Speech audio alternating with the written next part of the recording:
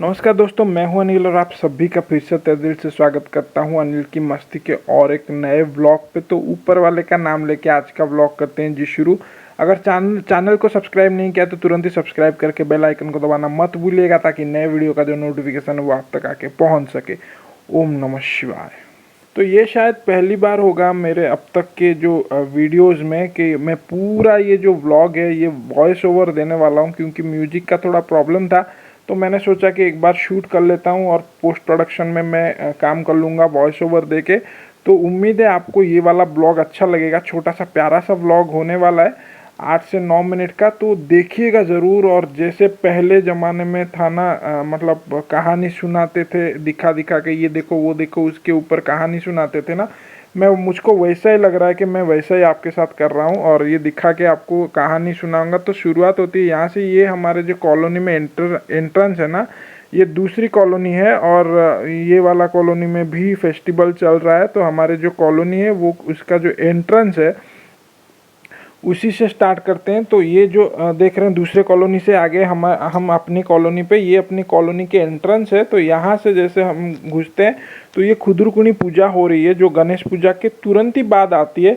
तो इसमें बेसिकली ये उड़ीसा में होती है और ये हमारा जो गांव है भुवनेश्वर में पूरा फेमस है। यहाँ पे 7 से 8 या 8-10 जगह पे, 10 कॉलोनी पे पूरा कंपटीशन होती है, बहुत ही ज़बरदस्त होती है। और हमने ये पूरा अपना जो उड़िया कल्चर है, उड़िया ट्रेडिशन है, इसको बचाए रखा है अभी तक और ये चल रही है। और बेसिकली इसमें हम माँ मंगला को पूजा करते हैं। और ये देख सकते हैं ये जो खुदरुकुनी की जो मूर्ति है ये कितनी प्यारी लग रही है। और इसको मैंने इंस्टाग्राम पे भी पोस्ट किया था और फेसबुक पे भी पोस्ट किया था। काफ़ी हद तक बढ़िया, मतलब बढ़िया रिस्पॉन्ड आया था, आप लोगों का प्यार बहुत मिला था।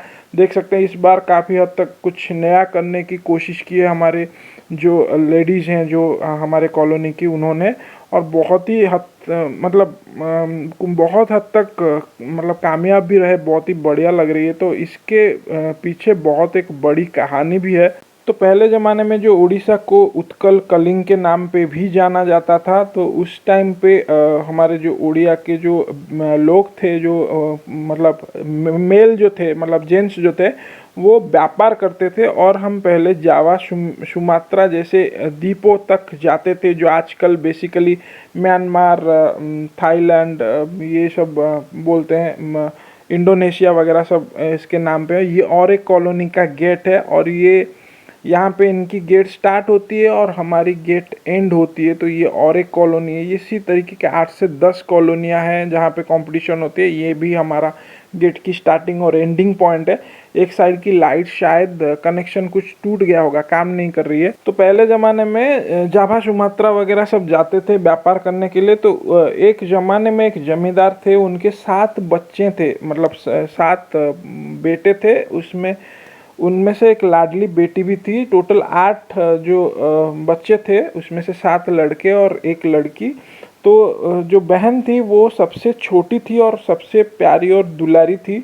तो उसके क्या हुआ कि भाई लोग सब उसको बहुत प्यार करते थे। तो जब भाई लोग सब जाते थे बाहर विदेश में ये जो व्यापार करने के लिए, तो उनके जो भाभियाँ थी, उनकी जो पत्नियाँ थी भाइयों की, और ये जो लड़की की भाभियाँ थी ना, वो सब उसको मतलब इतना प्यार नहीं करते थे, बहुत काम करवाती थी बेचारी को। ये वो पूरा मतलब नाजुक फूल जैसी कली को बहुत तकलीफ देती थे वो। और उनके जो छोटे भाई की जो पत्नी थी ना, वो चोरी छुपे खाना वाना ठीक तरीके से देती थी कुछ, मतलब वो थोड़ा इसको सपोर्ट किया करती थी। तो ये जो लड़की थी उसका नाम तौपोई था। वो माँ मंगला को पूजा करती थी।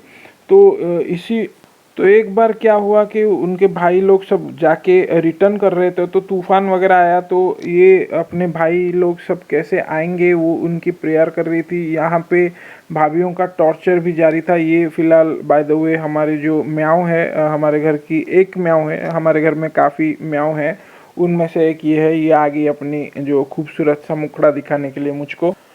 तो वो क्या करती थी, वो माँ मंगला को पूजा करती थी और अपने वो बुलाती थी कि कैसे करके मेरे भाई आ जाए, मेरी दुख दूर हो। तो ऐसे ही करते करते कुछ दिन गुजर गए और उनके भाई आके पहुँचे उसी टाइम पे। वो भी पकड़ में मतलब उन्होंने ऑन द स्पॉट पकड़ा कि उनके जो बीवियाँ हैं, उनके बहन जो प्यारी दुलारी बहन थी उनको उसको कितना टॉर्चर किया करते थे।